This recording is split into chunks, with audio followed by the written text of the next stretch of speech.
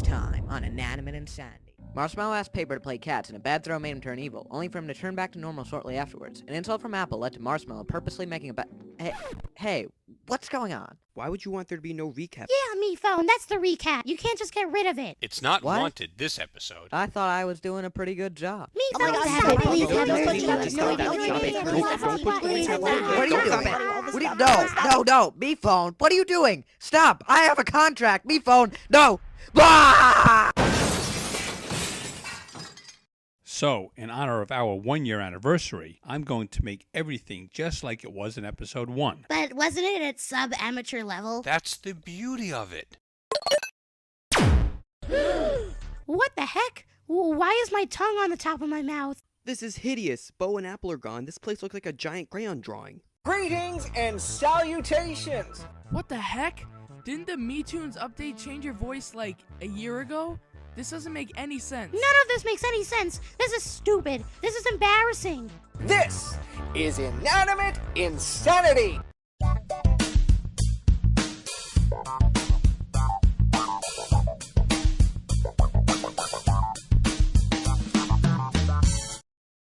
So, everyone ready? Oh God, even the first elimination area is back.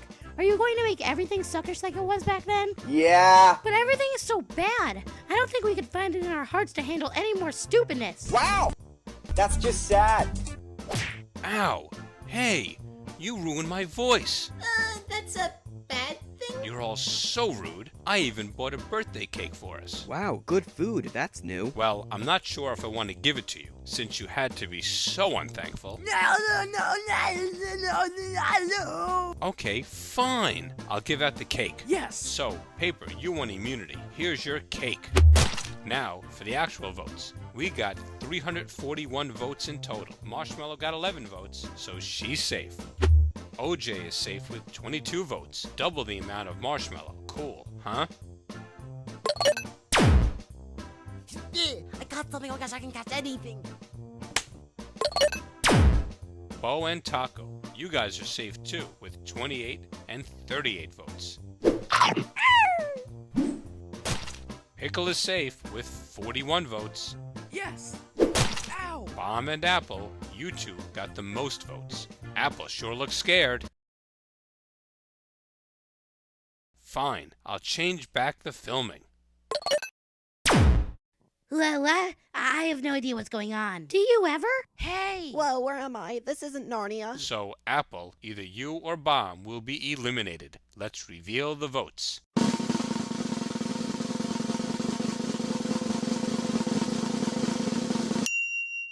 Apple, you are safe with 98 votes. Here's your stupid cake. And Bomb is eliminated. No. See? That's what you get for betraying me. It's the final 7. We're nearing the end. 2012? OMG, I thought that was a joke. Ugh. I think me phone is referring to I, Bo.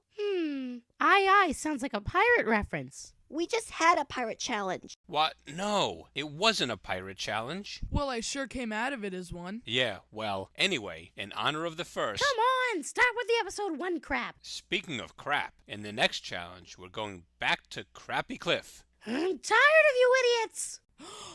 You think we're idiots? Well, to be honest, you all do so many messed up things, and I've tolerated it for a year. Seriously. I see where that's coming from, but you don't call friends idiots. Yeah, I actually thought you were nice. Stop arguing. It's our anniversary. Jeez, honey, it's not like we're married.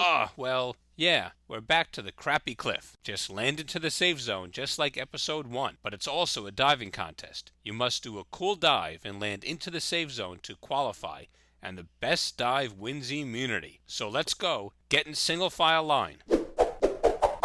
OJ, you're up first. I can't swim. Haven't I made that clear enough? Then what did you do in the first episode? I can't really remember.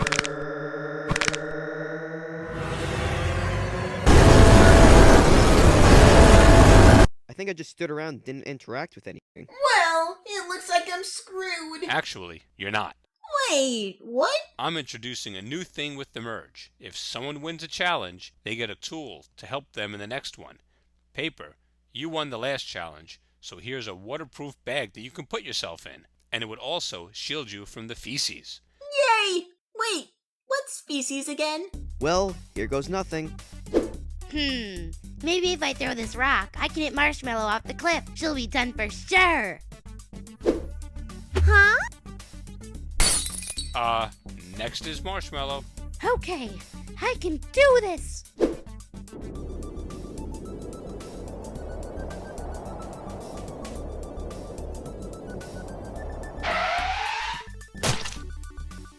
Don't worry, guys. I have loads of experience from jumping off cliffs. Although my harmed vision due to last episode's events may keep me from doing as well as I normally would. Sour cream! Oh, it's okay, Taco. I accept your apology. Pigtail waffles, man! Given my parabolic path in free fall under gravity's influence and ignoring air resistance due to insignificance in the context of my diving speed, perhaps I have a 3 out of 36 chance of actually making it into the water.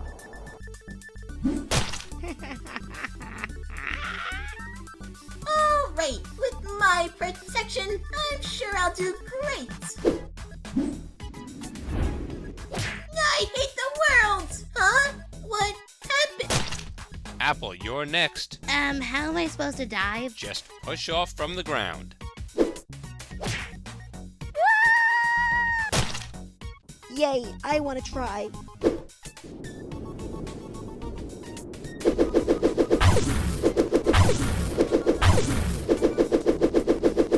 Whoa, I really need to take a seat. I'm dizzy. Pickle wins, although everyone else did awful. Yes! Well, anyway, the voters won't be voting this month. We are doing things like the first episode, no voting. So, who votes? You guys. Alright, cool. But next episode. What? Yeah, you heard correctly. Next episode. Oh, come on!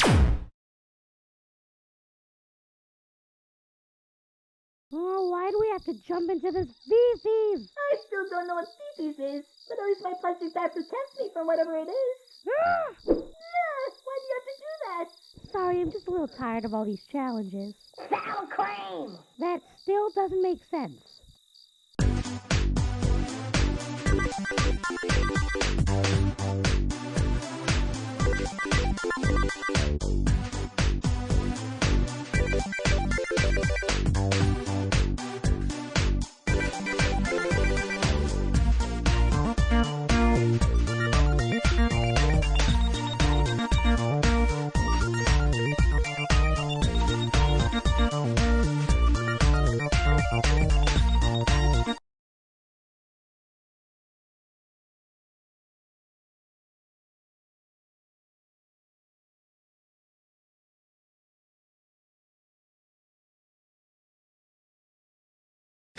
Can't stop.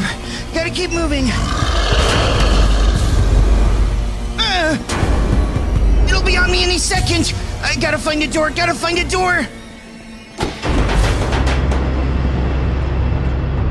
Come on, there's gotta be some kind of weapon in here somewhere. An axe, a chainsaw, a broom. I'm not picky.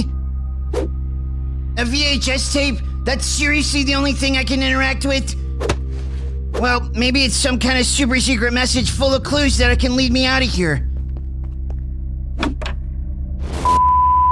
Hi, my name is Laith Pierre, and I'm the head of innovation here at Playtime Toy Co. If you're seeing this, then you're trespassing. Trespassing? On whose property? This place has been condemned for years. We record this little tape to warn any ne'er-do-wells who might be thinking about stealing company secrets. I don't want your intellectual property. Jeez, I just want to get out of here. Skip. Come on, clues, a map to the exit, anything. You wouldn't break into a haunted toy factory. Trespassing is a crime. I get it. Ooh, there.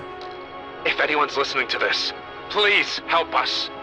One of our projects has changed suddenly. It trapped us inside the innovation wing and won't listen to our commands. If you're watching this, it's already hunting you. Free us, and we'll help you shut it down. We can't wait much longer. Please, look for the flower. Okay, just gotta find the innovation wing before I'm eaten alive or clawed in half. Should be doable.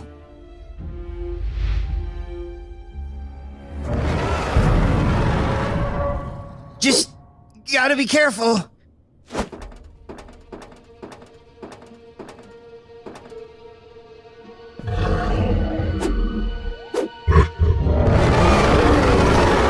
What would possess a person to design a toy like that? Assuming it didn't come alive and kill you, do kids even like dolls with shark teeth?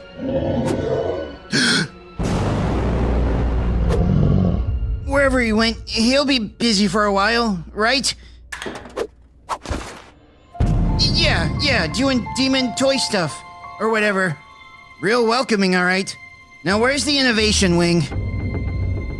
That feels too easy.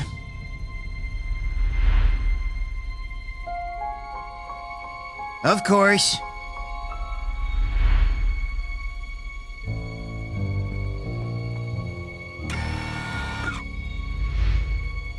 Okay, I still need a weapon. This is the innovation wing, so maybe there's like a cool death ray in here I can use or something.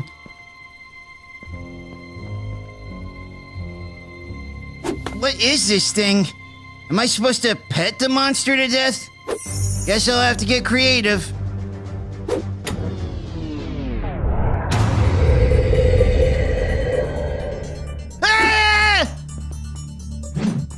Come on, is there some kind of key or handle? Okay, guess that works. Huh, good luck clawing through solid steel. Okay, can't stay here long. There's gotta be another exit. Well, I'm not getting through there. There's gotta be something in here I can use to defend myself. A whole haunted factory full of mad scientists, and not one of them built a rocket launcher? What is that? What purpose do the creepy eyes serve? Make a friend machine. This must be how they made so many toys so quickly, but something tells me that whatever comes out of here won't be friendly. Well, beggars can't be choosers. Come on, give me something cool, like a big mech suit with laser guns or something. What are these doors made out of, tin foil?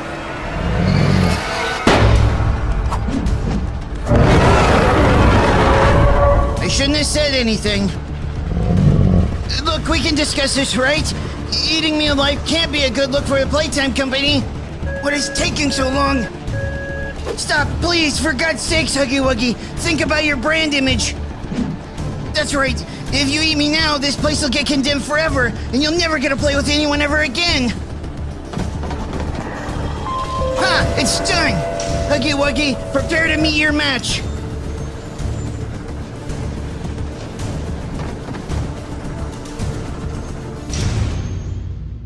A stuffed dog? Are you kidding me? Well, at least I can cuddle with it while I die. Wait, that's it!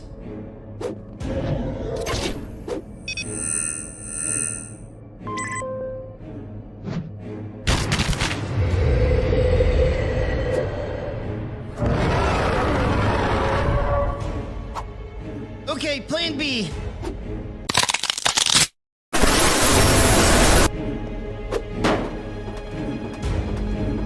Cramped much? Well, that monster's super tall, so he shouldn't be able to... Oh, come on!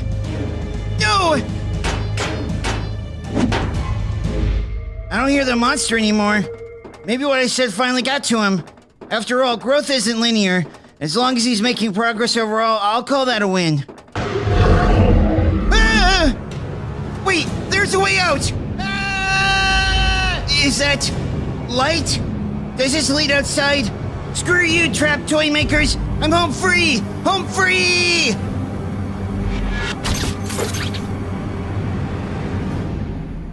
Dang it, it must have broke earlier. I guess gym class is about to finally pay off.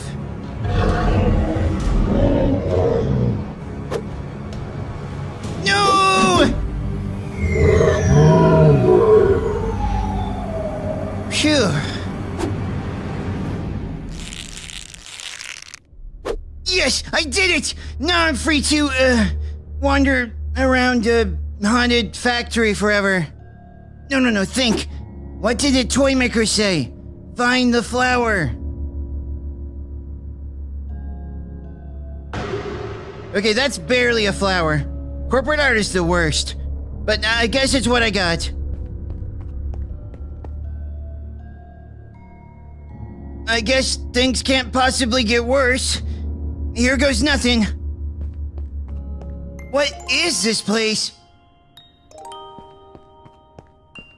Hello? Toy makers? Anybody?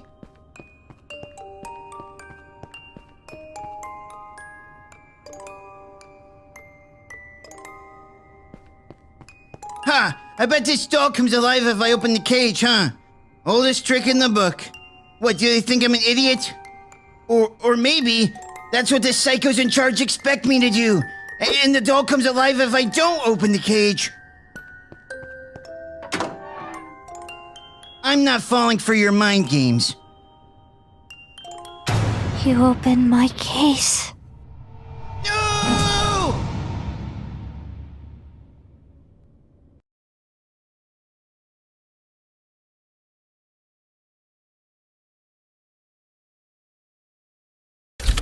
Ruby, you forgot to remove the lens cap this time. How can I trust you to be my camera gem when you mess up simple things like this? I don't know what a lens cap is, but I'm sorry. Ruby, a lens cap is this circle thing in front of the camera you have to remove before recording. Oh, my bubble blower, I'm gonna eat this green gumdrop. It's falling on the ground and I'm pretty sure it's okay.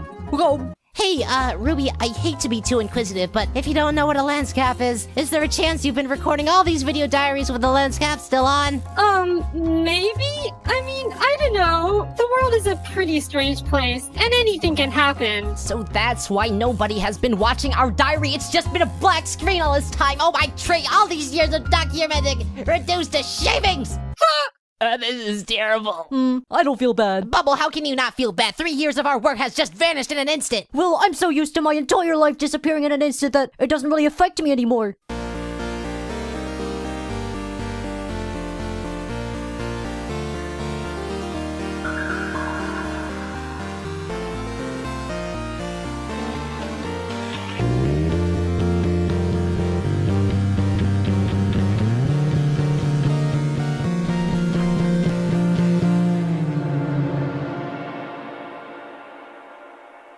Fries, what the corkboard are you doing? Isn't it pretty clear, Pin? I figured it out yourself.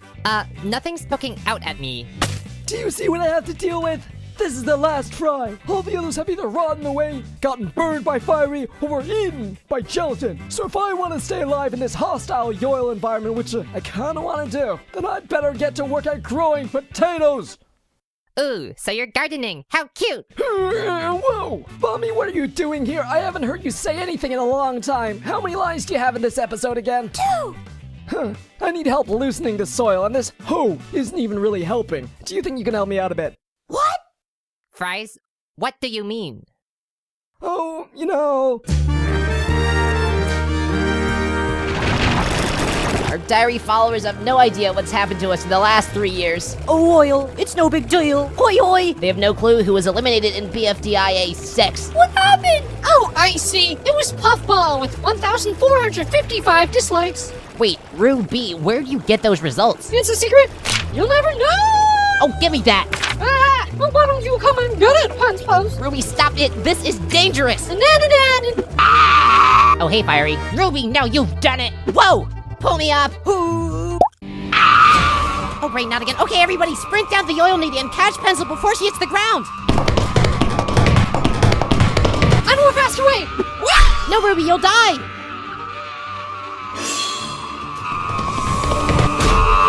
You're safe and sound with me, Pencil, but don't act so rowdy anymore. Seriously, it was all Ruby's fault. No, Ice Cube, you can't. It's too dangerous.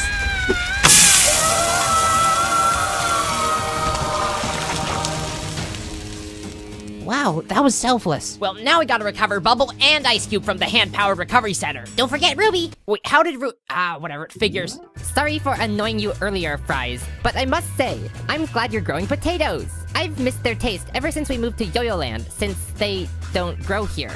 Hold up, I thought potatoes couldn't grow here. Too little sun or something. I was thinking the same thing, but Tennis Ball. Oh, Tennis Ball. He developed this new strain called Grow-Tatoes that can still grow with slightly less sun. He warns me there might be side effects, but at this point I'm desperate, so whatever.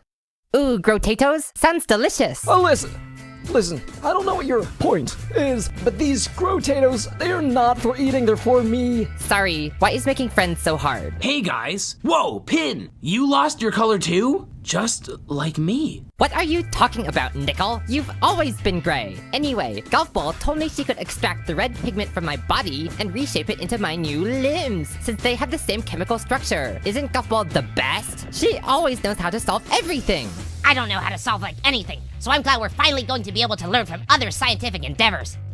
Yeah, that sounds nice. But who are these others again? And how do you know whether this building really is what you think it is? Well, I think it's a science museum because the sign says Science Museum. And we're here now. Let's go in. I really don't think this is necessary. It is. But there's so much science to do in the outside world. There is not. Why would you ever want to enter a dilapidated old building? To find science treasure. Stop right there! What do you think you're doing? Needy. Don't call me Needy! Needle, we're going to enter the Science Museum of Yo-Yo City on our eternal quest to create innovation and creation. You just said create creation. Whatever it is, you can't do that! Why?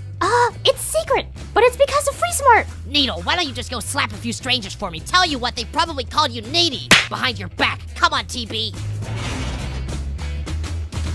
I wonder what that was all about. Needle's been acting quite loopy lately. But look at this place, it's got treasure just waiting to be stolen. Are you okay? Oh, my place where tennis balls are created! It's a wall teleporter! I've always heard about these things, but I never knew they were a reality. Yeah, see, aren't you glad you came here? Yes. I mean, now that I think about it, nobody's been in this building for years, so what's the big deal if I just borrow this for a bit? I've always wanted to know what it feels like to use this. Okay, let's see what's in this next room over...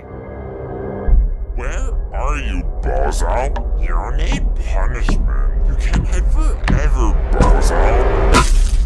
Golf ball! Snap out of it! Jeez, that's the second weird episode you've had since we entered this building. Stay focused. No, we need to leave. Golf ball, we haven't even seen 10% of the gadgets yet. Listen, I don't know why, but we have to go now. That is the first time I've ever seen you make a decision irrationally. But if you insist.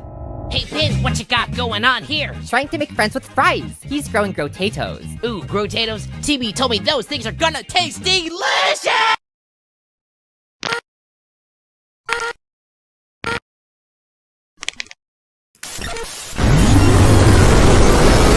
I sure hope so. I'll be the first to eat one. In fact, I'll try one right now. Coiny, they've barely begun growing. You need to be 20 times more patient. You need to calm down. Take a deep breath. You know, a deep fried breath. Oh, my tater! Hey, Pencil, now that we've gotten Fiery punished and all... Do you think we should focus our efforts on bringing Match back from the TLC? Maybe. Aren't you best friends? I thought you'd be a little more eager to see her again. I mean, we're doing just fine without her, aren't we? Match was a little too needy. Anyway. Really? You never told me Match was needy before. Oh yeah, Match was over the top, crazy, make you question your faith in pencilanity, needy. But that's in the past. Let's just recover Bubble, Ruby, and Ice Cube now.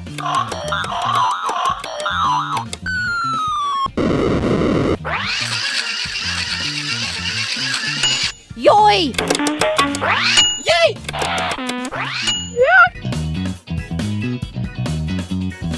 So, Pin, it's been about 6 months. How do your new limbs feel? Still a little tingly, but getting better. Hey, coin creature, guess what I got? It's a wall teleporter. Wow, that is so cool. My absolute favorite thing in the whole world. Also, what's a wall teleporter? Well, according to the instructions on the back, it can teleport anybody through a wall of up to 6 inches in width, but it can only teleport one person at a time. Pretty amazing technology if you ask me. Hey, the tiny loser chambers walls are 5 inches thick. Now that is one lucky coincidence. We can finally free Mubboys, SB Pen, and Blocky, and we can also free Eraser too. Oh, that's a good idea. But the tiny loser chamber is also inside the locker of losers, which adds another 5 inches of metal wall. Actually, on the second page of instructions, there's Ultra Power Mode, which allows you to teleport through walls of up to 12 inches. But it'll take several weeks to charge up for such an extreme energy usage. Well, that's not too bad. Those 40 or so guys have been waiting to be freed for 3 to 4 years. A few extra weeks can't hurt them. Oh yeah, you're right. Guys, let's head over to the LOL now. Fries, do you want to come with us? It'll be fun. It's fine, I'm pretty busy right now. These Grotatoes need to end up perfect.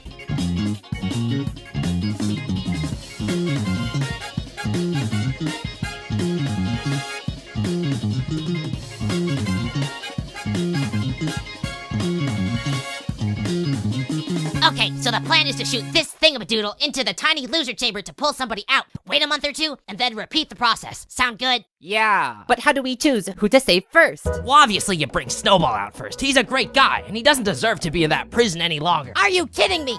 Are you kidding me? If anything, Snowball deserves to be in the locker of losers forever! I think we should extract Robati, because Golfball told me Robati's red tint could be used to recolor me. No, according to my calculations, Barfbag would be the best guy to get back. Then, we could finally contain Rocky's vomit. Do you have trouble deciding who to save from the tiny loser chamber? If so, then let the viewers vote. That's right. If you're watching this video, then leave a comment saying who you want to come back. The person with the most votes gets to come back into the show. Hey, viewers, since I am an IDFB tips and tricks guidebook, I might as well put in my 2 cents. Put me down. If you want to recommend a character or discuss anything about this episode, go to the links in the description. This season, there's gonna be so many opportunities for recommended characters to actually join the show. Like me! Yes, Ruby, like you. So go check it out!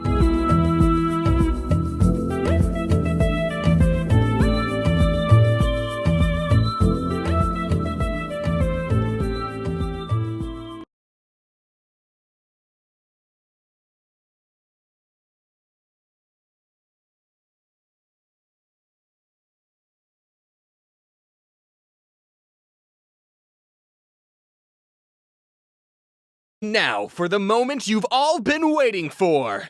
Da di da dilly da dilly da dilly da dilly da di da dilly da dilly da dilly da dilly da di da dilly da dilly da dilly da dilly da da da da da da dilly da dilly da dilly da dilly da di da dilly da dilly da dilly da dilly da dilly da da. This is not clickbait. I don't clickbait. You can ask my friends. Surprise, everyone! You're about to get so much Odd Ones content this... I've been contractually obligated to keep this a secret from you for a long time now, but today's the day I'm finally allowed to tell you that we're making a Netflix show. We, meaning the entire team of amazing and talented people who worked on this show in every department, who consistently improved the quality with everything they did. This project would not have been possible without everyone's amazing work, so thank you. Speaking of amazing teams, give it up for the YouTube team who's been working hard on these videos while I've been busy on this. It takes a village to raise a child and make a season of a cartoon show. How did this all happen, I hear you ask? Well, it all started when I partnered up with a television writer named Ethan Banville, and together we came up with a show about a boy who looks and sounds and is named after me, and a crocodile. A crocodile? You mean like the one that was in your music video, Life is Fun? Have you been working on this since 2018? Oh, no. I mean, kind of. We pitched the show to Netflix in early 2020, but we didn't get the green light until August of 2020. So that means the entire production has been done in lockdown. All the writing, the storyboarding, the designing, the voice acting has been done with little to no human interaction. I still have yet to work in an office. I just want to lean against a water cooler and say things like, "Yo, did you catch the game last night? Is that too much to ask?" And before I go, I just wanted to thank all of you for watching my videos. I've always wanted to entertain people with cartoons, and without you watching these cartoons and supporting me, I wouldn't have had this amazing opportunity. I'm sure you're all dying to see what the team's been working on, but you'll have to wait. I will be going to some conventions in the next few months, and I plan on showing more teasers of the show until its release in sometime later this year. You can visit my website in the description and check out the new items along with signing up for emailed updates as we get closer to the premiere date. I'm still gonna post regular videos here on YouTube. Like I said earlier, I have an amazing team working on these YouTube videos. It's just, this is why it's been longer between uploads, okay? Thank you all again, and I hope you enjoy the show when you watch it later this year. And if you're planning on going to VidCon in Anaheim this year, I will be showing exclusive clips and storyboards at my panel. That's only in like a couple of days. You don't even have to wait that long. But if you really want to see something and you just can't wait, then I guess...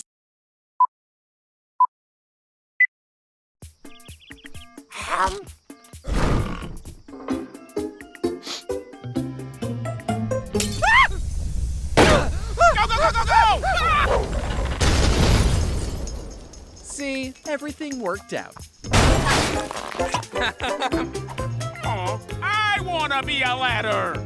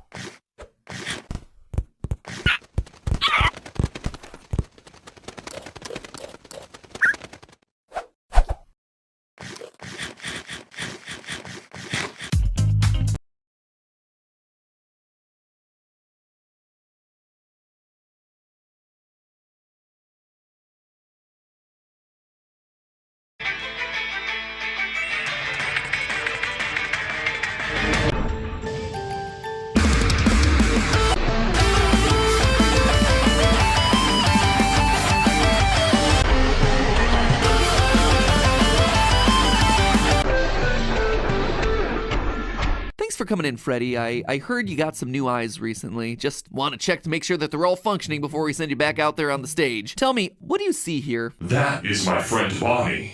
I miss him. Don't we all? Don't we all? How about this one? It's me? Interesting response with heavy lore implications. Make a note of that one. All right, how about this last one? Oh, that's the DJ, you know. DJ... No, hold on, don't help me, I have this. DJ... Come on, Freddy, it's obviously... Music Man! Music Man! Oh! Music Man! Music Man! Music Man! I called it! Music Man! Man! Music Man! Man! Oh! I was so close!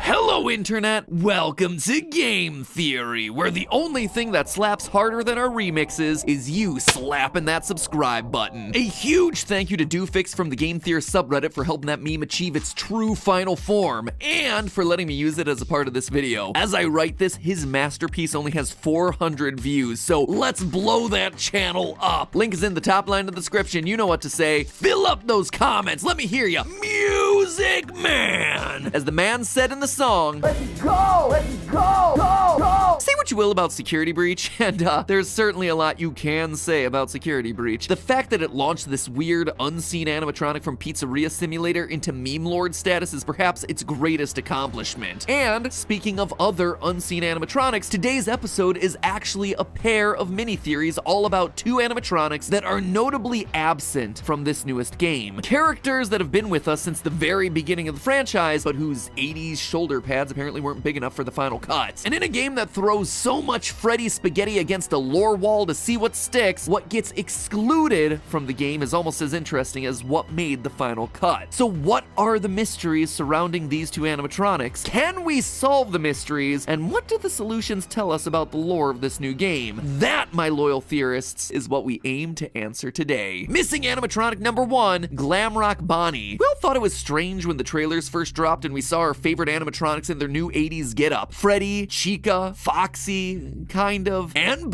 No, that's an alligator. Yep, Montgomery Gator was in, and Bonnie the Bunny was out. At first, I thought this was just gonna be a repeat of Sister Location. Introduce some new characters, reintroduce some old ones with new looks, and, you know, just leave a couple out. But then, right outside of the daycare of Security Breach, we hear this. There is no rabbit at the Mega Pizzaplex. Not anymore. And that right there, my friends, is theory bait. Stick it on a fish hook and drop it in the water to reel me in. Clearly, this was more than just an arbitrary swapping of characters. There's a story here, a mystery to solve. Glamrock Bonnie did exist at some point here in the Pizzaplex and now doesn't. And the game continues to remind us of this mystery as we explore them all. While trying to decommission Chica, you have to venture into Bonnie Bowl. And while we're up there, Freddy says this. I do not come up here anymore. I miss him. We even get a collectible message from Roxy Raceway that talks about him. Quote, management report, the bowling alley needs a retheme. While most of the Bonnie art was removed, kids keep asking, where's Bonnie? Do we have an officially approved response? So yeah, where is Bonnie? The kids want to know, and heck, I want to know what happened to everyone's favorite rabbit. Well, to answer that, we actually have to follow the other messages that we get in the Faz Watch. Specifically, this security alert found behind a locked Monty gate in the game's opening service tunnel. Quote, security report 12:24 a.m. Bonnie is seen leaving his green room in Rockstar Row heading east towards the atrium. 2:40 a.m. Bonnie enters the East Arcade. 4:12 a.m. Bonnie enters Monty Golf. Bonnie is wandering around the Pizzaplex and winds up in Monty Gator Golf. And see, this is an important detail because as we see in both the game and the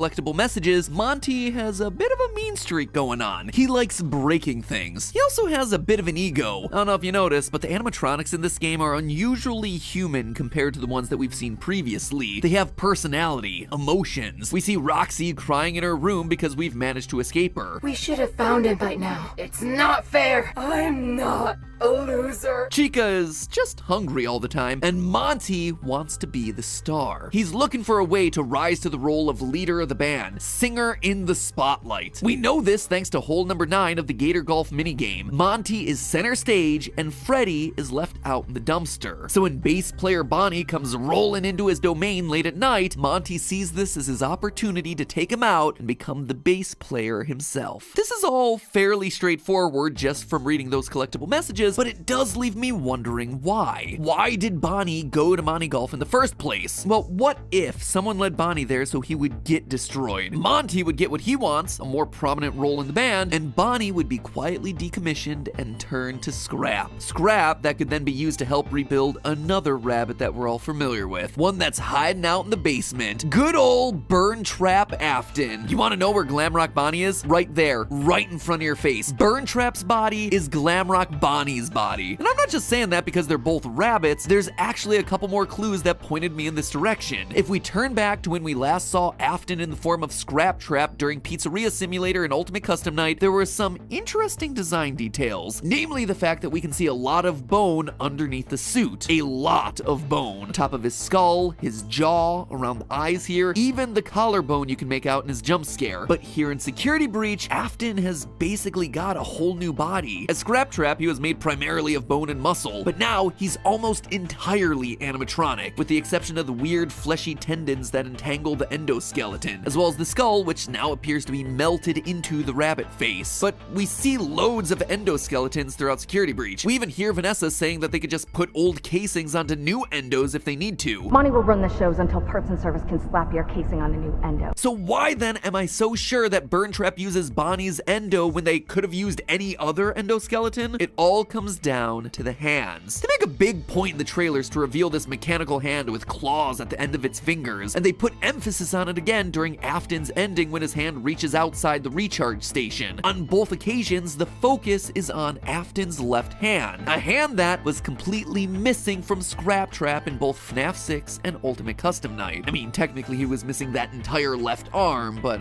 you get the point. So what does any of this have to do with Bonnie? That could be any endoskeleton arm, right? Wrong. Take a look at the Glamrock endoskeletons from this game. Their hands? Yep, they don't have claws. The only animatronic whose endoskeleton does have claws? Montgomery Gator. We actually get a really good look at his hands once we've decommissioned him. But hold on a minute, I was saying that Burn Trap was made from Bonnie, so why am I so focused on Monty? Well, we have to go back to the messages that we get on our Faz Watch. Down in Parts and Services, we get this maintenance log. Quote, Montgomery's claw upgrades allow him to play the bass. Following performances, he mostly uses them to cause damage. Before I read this message, Monty having claws didn't really strike me as an odd design detail. I mean, the dude's an alligator. Kinda makes sense. But this message made me reevaluate that opinion. Claws are only for animatronics that play the bass. When we get the message about Bonnie being out of commission, we get this line, quote, with Bonnie out of commission, we are making Monty the new bass player. Parts and Service have already done the proper adjustments, end quote. They're installing the claws on Monty because he's becoming the bass player, which means that Bonnie before him must have also had claws. They need to be built into the endoskeleton because they have to pluck the heavier strings. Therefore, the claws on Afton's new body prove that they could have only come from a single source, Glamrock Bonnie. But Glamrock Bonnie isn't the only one conspicuously missing from the Security Breach lineup. Where is everyone's favorite yellow clickbait, Golden Freddy? At first, I didn't think too much about his absence. Last we saw old Yellow Fredbear, he was twitching away at the end of Ultimate Custom Night, keeping the spirit of Afton trapped in an endless purgatory of torment. Meanwhile, you got Old Man Consequences over here asking Cassidy, "You good, bro?" and encouraging them to leave the demon to his demons. So, yep, that story seemed largely done. Cassidy, aka the one you should not have killed, aka the vengeful spirit, call the kid whatever you want, this was another playing piece off the lore table, the end of another character arc. So why would Cassidy appear in Security Breach? Doesn't seem necessary. But then, it was more Freddy Spaghetti time. Security Breach once again threw everything it had at the wall to see what stuck. And I do mean everything they had. Basically, everyone and everything in the series up to this point is represented somewhere in this game. FNAF 1 animatronics, FNAF 2 animatronics, tons of references to FNAF 4, a direct connection back to FNAF 6, there's Baby, there's the puppet, there's the fun times. If my theories up to this point have been correct too, you also get Crying Child, Michael, and Elizabeth, the Aftons all in one neat little package. And that's still not all. The arcade cabinets reference everything from the original novel trilogy to the Fazbear Fright stories. Heck, in this one game, game, you get not only one, but two, count them, two versions of William Afton, Glitch Trap and Burn Trap. You have all the versions of pretty much all the important characters throughout the franchise. So in a title that seemingly references every other important corner of FNAF lore, where's our golden boy Freddy? Well, he's there. He's hiding in plain sight, right here, inside the Princess Quest arcade games. The princess is, quite literally, Golden Freddy. Or, to be entirely accurate, it's actually the spirit of Cassidy inside the arcade game. I know, it seems crazy, right? And while I could try to bury the lead here and string this whole thing out, I'm not. There's just too much to talk about. We know that this is Golden Freddy because it's coming straight out of the horse's mouth. I guess it's the sheep's mouth because it's Steel Wool Studios. Anyway, if you dive into the game files, there's a character sprite folder labeled Cassidy. Open it up and what do you find? The princess. Now, I gotta be honest, that alone didn't convince me. Sure, it is a huge deal, and obviously the golden color of the princess is a direct connection back to everyone's favorite yellow bear, but this is also a series that's used the name Jeremy in like, what, at least 4 separate places? Is that right? 4? He's a missing children's incident kid, he sliced his face off in FNAF VR with a paper cutter, he's a security guard from the FNAF 2 paychecks, and oh yeah, he's in the latest Fazbear Frights book. So yep, those are the 4 instances that I can just remember off the top of my head. So forgive me if I'm in need of a bit more proof here before I call this one confirmed. So I kept digging. First, it's worth noting that in a previous theory, I suspected that the princess was actually meant to be a stand-in for Vanessa. You see, Security Breach isn't the first time that we've actually seen the Princess Quest minigame. It originated as part of the mobile port for FNAF VR when they needed some way of telling Vanessa's story. Instead of finding 16 glitching cassette tapes like you did in the original FNAF VR, the mobile port has you playing Princess Quest 1, lighting 16 braziers to eventually find the lair of Glitch Trap. Interestingly though, digging through that game's files reveals that the princess character wasn't labeled as Cassidy. This is a new thing for Security Breach, which tells me that this was also an important story element for them. A story that, now that we have all 3 Princess Quest games to look at, suddenly takes on a different meaning. When you play Princess Quest 1, you're being hunted down by black glitchy rabbit creatures. These things are clearly working for Glitch Trap, but if that's the case, why would he be sending them to attack you? If the princess is truly meant to be a stand-in for Vanessa finding the tapes, wouldn't he want Vanessa to find them so she comes under his control? Rabbits attacking doesn't make sense. However, if we consider the Golden Princess to instead be Cassidy, back from the dead once more to try and stop William for good, then of course Billy Afton would do everything he can to stop the princess. I also think that each Princess Quest represents a different phase of Cassidy's experience quite nicely. In the first one, Cassidy is helpless, an innocent, helpless child lured to a back room and killed by a monster that looms in the shadows. But by Princess Quest 3, the princess is fighting back. And not just fighting back, but doing it in the same location that we walk through in FNAF VR. Notice the large central stage, the prize corner back behind us, and a rounded side stage to the left. Now, this is an important detail because as we see at the end of FNAF VR, we're playing in the location of the missing children's incident. Glitch Trap lures us to the back room only to shove our dead body into Freddy's suit while he dances around. This is Freddy Fazbear's Pizzeria, where the initial 5 kids, including Cassidy, first went missing. Cassidy's story truly comes full circle. Playing through Princess Quest 3 the first time, I also thought it was unusual to have a giant Chica face looming in the background watching us. Like, why? Seriously, why? You don't just do that for decoration. And then I remembered this line from Ultimate Custom Night.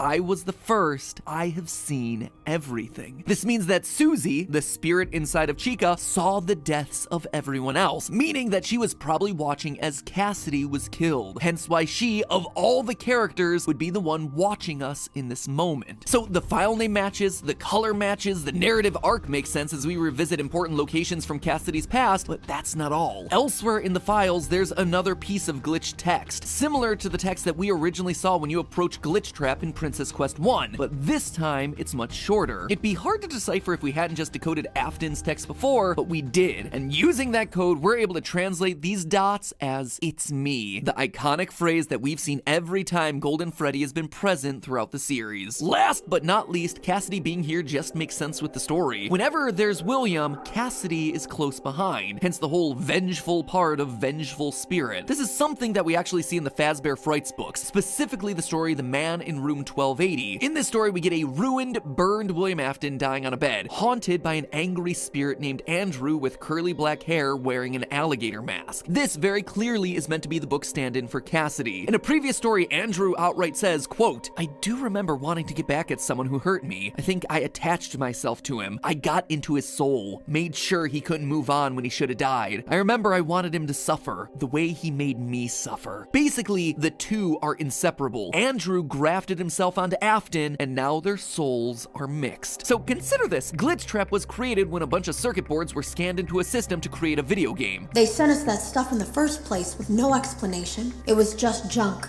Circuit boards and things like that. Somehow, though, there was usable code on some of it. If Cassidy was truly attached to Afton, then Cassidy's spirit would also likely be in those circuit boards, thereby creating a digital version of her, aka the princess. So yeah, I feel pretty darn confident that that is indeed Cassidy in Princess Quest. Everything I could find backs it up from a design, timeline, narrative sense. Also, the file name suggests that the king is actually Old Man Consequences. Sure, I guess. Leave the demon to his demons. Unless, of course, you want to take my sword and go ham on him. Anyway, so what does it all mean? Why is this important at all? Well, it gives us a rationale for why playing some random arcade games somehow manages to free Vanessa from Glitch Trap's control. As a reminder, if you play all 3 Princess Quest games, you get the free Vanny ending, where she turns good and joins you eating symbolic ice cream cones. But really, it's a pretty weird logical leap that playing a few random arcade games somehow gets this young woman free of the virus that's infected her brain. But now, it makes a bit more sense. At the end of Princess Quest 3, we confront a large security door that's covered in purple goo, only to get a blood-curdling scream.